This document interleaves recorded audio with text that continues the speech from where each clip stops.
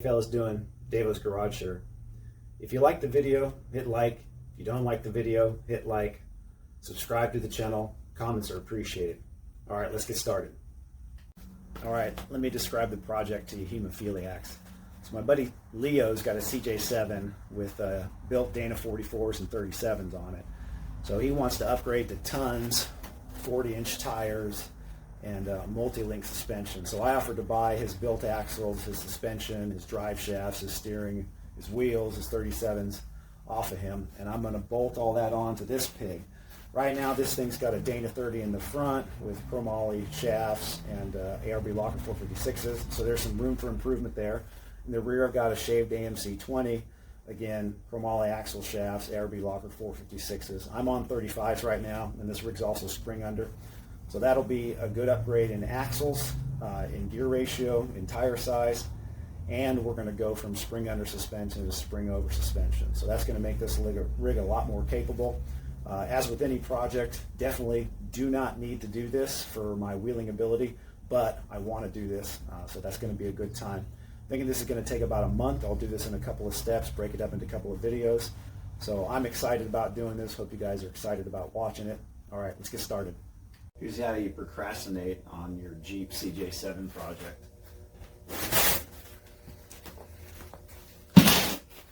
It's clearly absolutely essential that we insulate and pegboard this wall. And I feel funny saying it because it's so clearly absolutely essential. Let's see here. Yeah.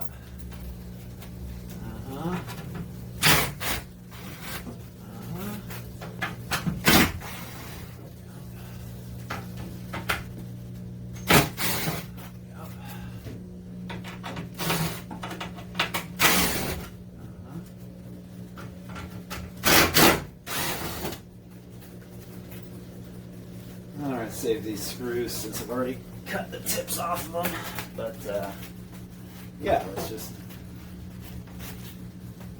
get this opened up so we can insulate it, and then we'll throw the pegboard on top of it. All right, working on the CJ-7 axle swap. Somehow I got roped into pulling the Dana 30 off the front of my TJ. Don't ask too many questions. Let's just go with it. Let me show you how this little Milwaukee M12 works. So I mean, it's not as good as a big impact, but for weighing, you know, just a couple pounds, it's totally decent. Get these shocks disconnected. Start with the lower bolts here.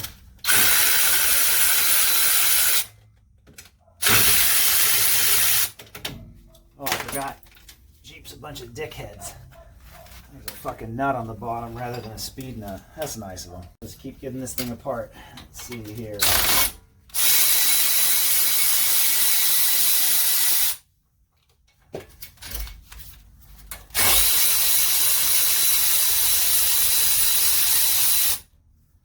Alright, not too bad. Let's hang this caliper, and we got the bolts off.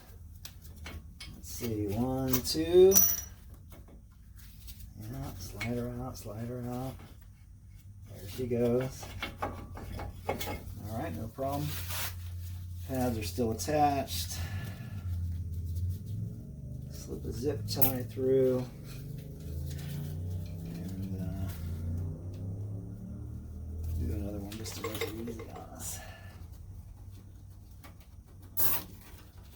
Alright. That's that guy. Out of the way. Alright, rotor slides off, no problem.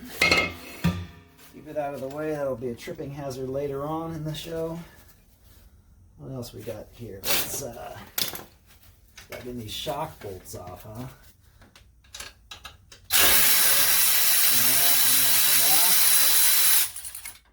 Alright. That's one. Into the Rubbermaid bolt bucket there. It's a custom item, you gotta steal that from your old lady. Let's see here.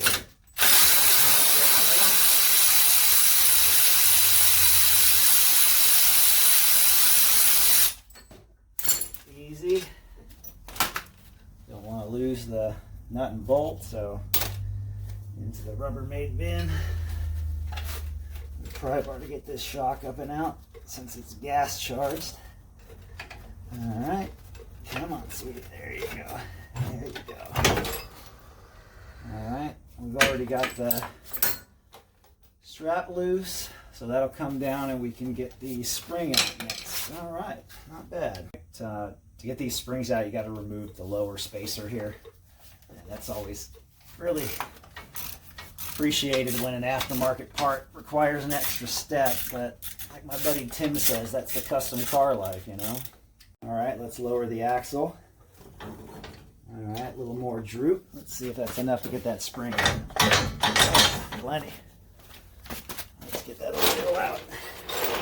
Not busting our face open here. Let's see. Yeah. Well, it's the fight a little bit. Let's think about it.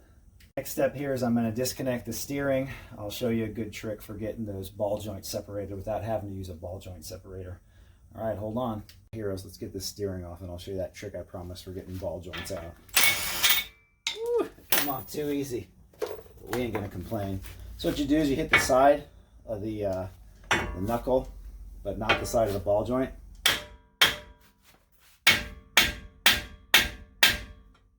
And it'll pop out. All right, we'll do this one more time. Hit it with the impact. That comes right off. Doesn't hurt to put a couple threads on it to keep it from falling out. And then don't hit the joint, but hit the steering knuckle or the part it's going into. And you can see it's off. All right, we're gonna pull this track bar bolt. Luckily, the last owner went ahead and put a little bit of weld on it to keep it from backing out. That's just a little more work for us.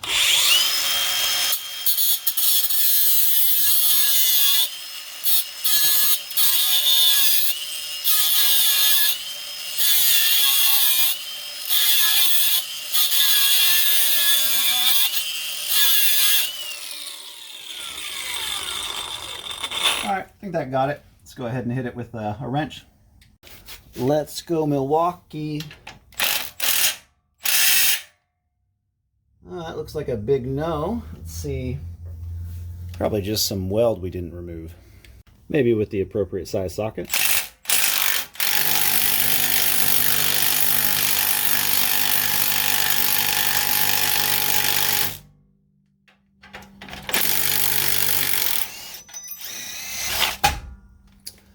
Okay, not too bad.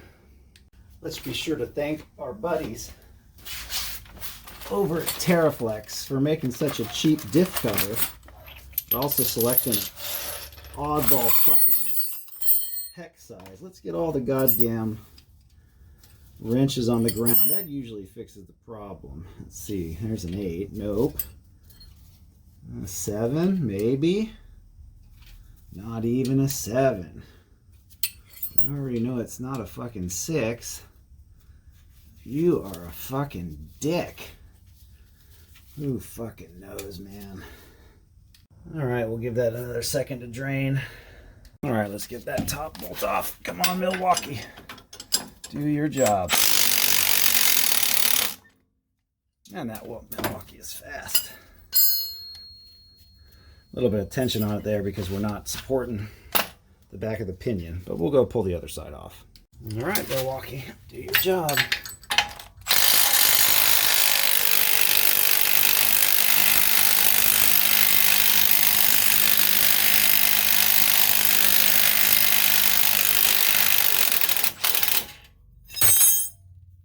Totally decent for such a little gun.